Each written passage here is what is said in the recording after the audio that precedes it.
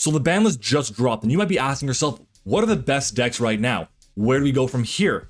Don't worry, I got you. These are the 5 best meta decks for the September 2023 Competitive Yugioh Format post ban list. Let's jump into it. What's up, Ocean? You got Matt here, and welcome to the Competitive Yugioh video. You know, we just had a ban list, and you know, to be honest, it was kind of lackluster. Only 3 cards got moved down to limited or banned status, but I do think the list was still pretty impactful.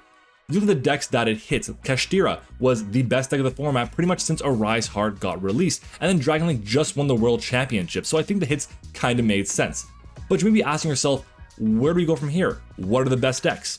Don't worry about it, I got you.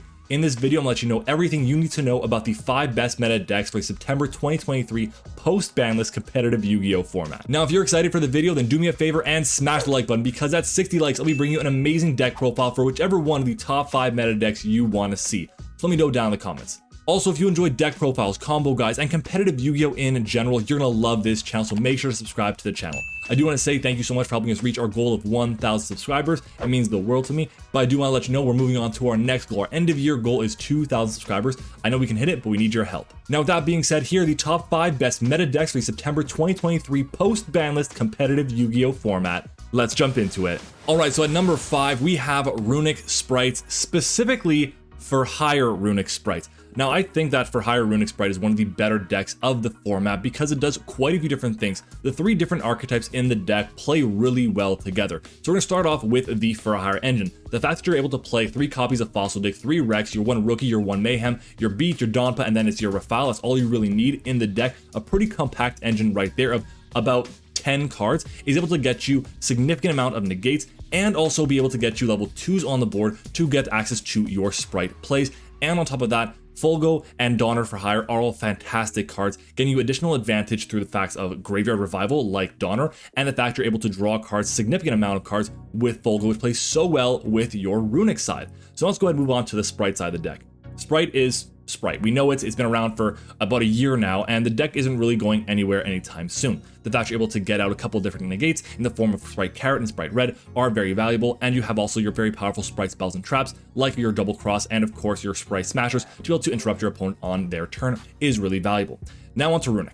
Runick just got reprinted in the Megatons. Pretty much everything you could possibly ask for is there, and that's really valuable. The fact that you have the recursion with Fountain, the fact that you can just search out pretty much anything you need with Runick Tip is very valuable. You have so many different plays you can go into, and the deck is just so recursive. The deck is so competitive and so annoying to deal with. The fact you now have not only the Runick cards, but you have all the Spright cards and all the Fur Hire cards to just get you continuous advantage and provide negates for your opponent's threats.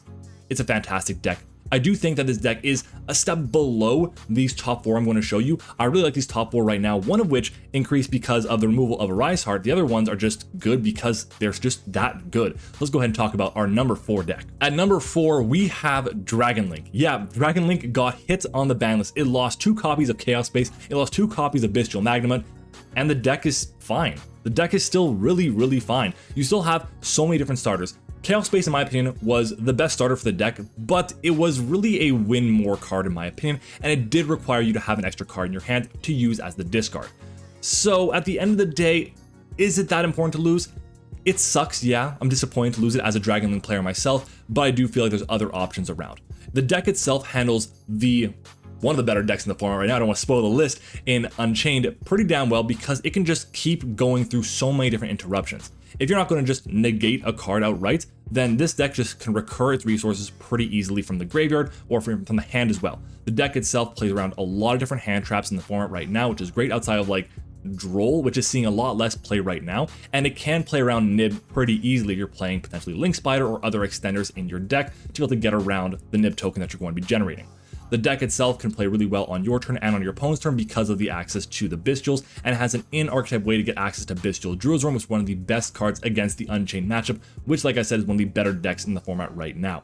At the end of the day, this deck can go into a plethora of cards in the extra deck, whether they're going to be synchros or XCs or powerful link monsters as well. It's also pretty easy to make a board that is very difficult to be broken through unless you have a card specifically like Dark Ruler No More, which not everyone is playing right now because of how bad it is against the deck like Unchained, which everyone is siding for. So just keep that in mind. I think Dragon Link is still going to be a very big threat in the format. You do have a couple of weaknesses, specifically to cards like Dark Ruler No More and those big board wipe cards like that can't be responded to. Cards like Droplet as well are pretty annoying, and at the end of the day, those cards aren't seeing the most amount of play right now. So I do feel like this deck is kind of slept on and still will be a major threat in the September 2023 post banlist format. Moving on to number 3, it is back from the dead, Tearlaments Kashtira.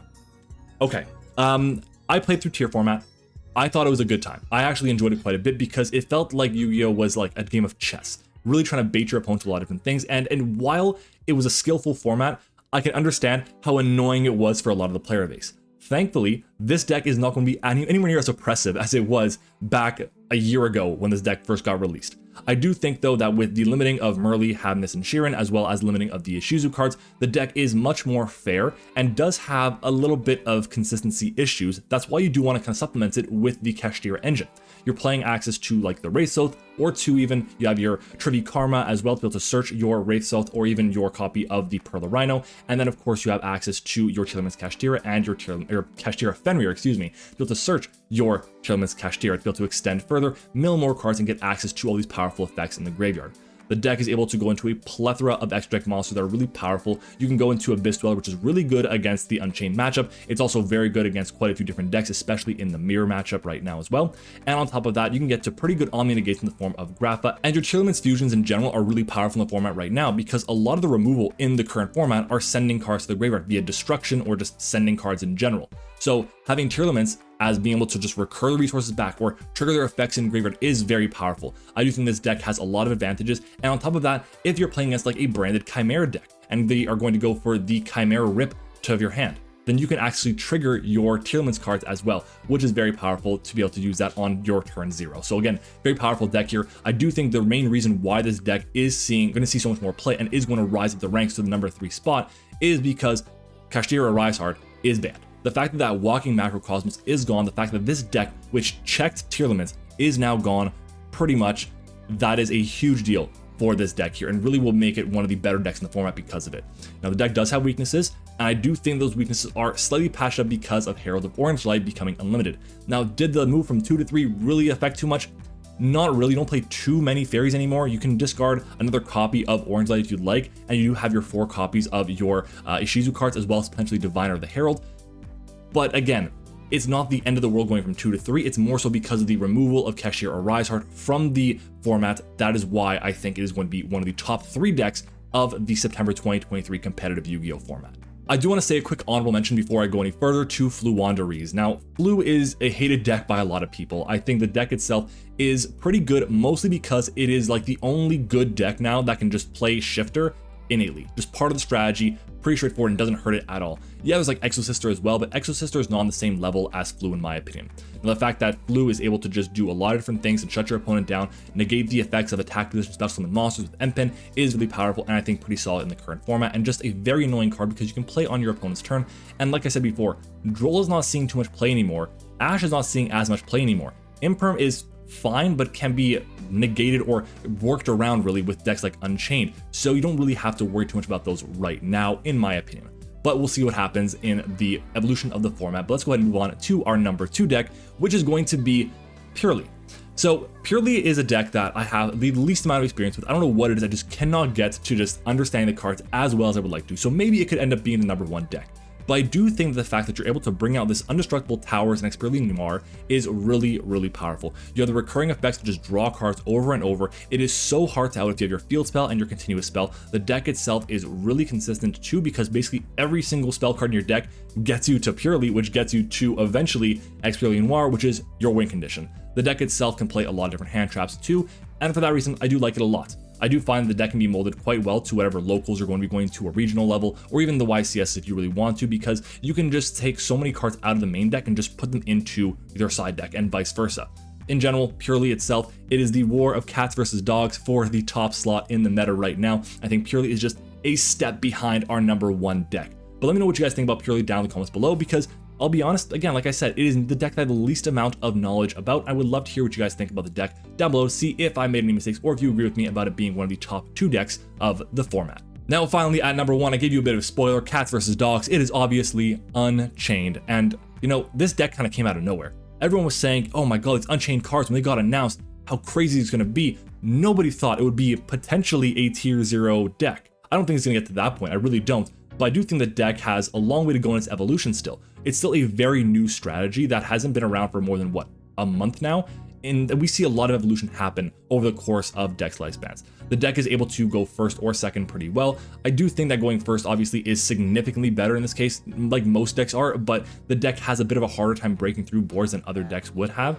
But you're able to get to your negates pretty easily. You're able to get to your DDD High King Caesar or Wave King Caesar, whichever one is the rank 6 one that you can get to with your Dark Contract cards. You have access to Tour Guide to be able to trigger out any of your level 3 Fiends, which is very, very powerful to get into whatever play you need to get into. Again, the deck can get to pretty much a negate for Nibiru or for whatever you need it to before even accessing your normal summon. On top of that, you can get to a destruction before activating or before triggering your normal summon, I should say. And that's really powerful because you can summon from deck by triggering your powerful unchained spells and traps by popping them while they're set.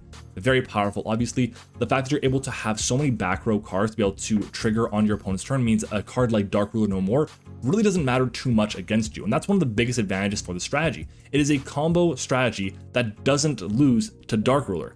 That's so rare to see. I think this deck is really unfair right now, but is super new, and that's why I'm totally okay with it being in the format. I can't wait to play against it more because the deck seems pretty interactive, and I would really love to pick it up, but you know, Abomination's prisons are pretty expensive right now. It's really the main thing holding me back, so it is what it is. But guys, I want to know what you guys think about this deck as well. It is super new. Did you guys think Unchained was going to be this good? Do you guys think it's going to be this good, the best deck in the format post the ban list? Let me know down in the comments below.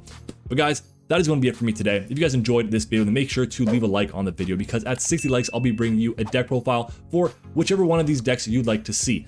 Right now, I have a couple of these decks built already, ready to go, which is amazing for me because I'm ready to rock the meta, but I'm happy to work around whatever you guys want. Also, make sure to subscribe to the channel as well to help us reach our end of year goal of 2,000 subscribers. And I want to thank you guys again so much for watching. So again, thank you for watching. Hope you enjoyed the video, and I will see you all next time.